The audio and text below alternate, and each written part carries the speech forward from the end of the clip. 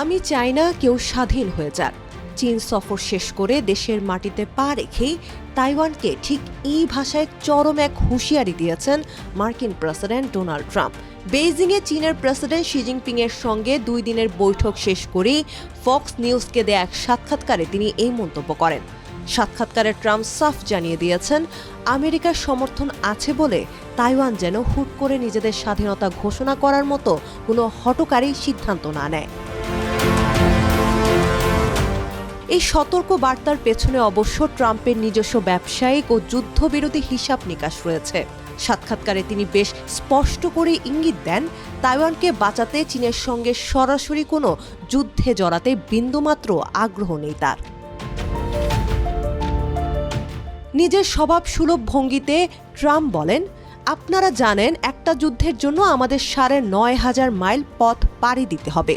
আমি তেমন কিছু মোটেও চাচ্ছি না। আমি চাই তারা শান্ত হোক, আমি চাই চীনও শান্ত হোক।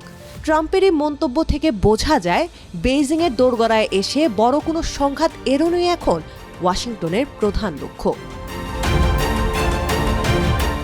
তবে তাইওয়ানের অভ্যন্তরীণ রাজনীতি বলছে ভিন্ন কথা। তাইওয়ানের প্রেসিডেন্ট লাই চিনতে অবশ্য আগের থেকেই বলে আসছেন, তাদের নতুন করে স্বাধীনতা ঘোষণার কোনো প্রয়োজন নেই, কারণ তারা ইতোমধ্যে নিজেদের একটি স্বাধীন ও সার্বভৌম রাষ্ট্র হিসেবেই বিবেচনা করে। তা সত্ত্বেও ট্রাম্পেরই অনাকাঙ্ক্ষিত মন্তব্য এবং তাইওয়ানের জন্য পূর্বের অনুমোদিত $11 বিলিয়ন বিশাল অস্ত্র চুক্তি নিয়ে ট্রাম্পের ধোঁয়াশাপূর্ণ অবস্থান তাইপেকে বেশ অস্বস্তিতে ফেলেছে।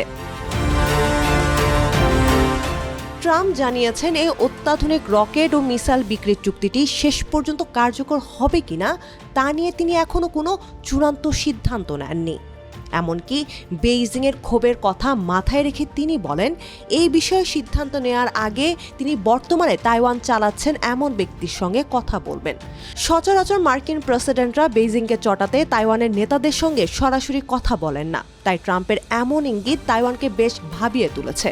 তাইওয়ানের উপপররাষ্ট্রমন্ত্রী চেন মিনচি ইতোমধ্যেই জানিয়েছেন, ট্রাম্পের এই বক্তব্যের সঠিক অর্থ বোঝার জন্য তাদের আরও স্পষ্ট ব্যাখ্যা প্রয়োজন। পর্দার আড়ালে বেইজিং অবশ্য ট্রাম্পের উপর এই বিষয়ে বেশ কড়া চাপ সৃষ্টি করেছিল। চীনা গণমাধ্যমের তথ্য অনুযায়ী বৈঠকের শুরুতেই শি জিনপিং ট্রাম্পকে সতর্ক করে বলেছিলেন, তাইওয়ান প্রশ্নটি চীন যুক্তরাষ্ট্র সম্পর্কের সবচেয়ে সংবেদনশীল বিষয়। এটি যদি ভুলভাবে সামলানো হয় তবে দুই দেশ সরাসরি সংঘর্ষে বা এমনকি যুদ্ধের মুখে পড়তে পারে। শি জিনপিং সেখানে কোনো ধরনের স্বাধীনতা আন্দোলন দেখতে চান না।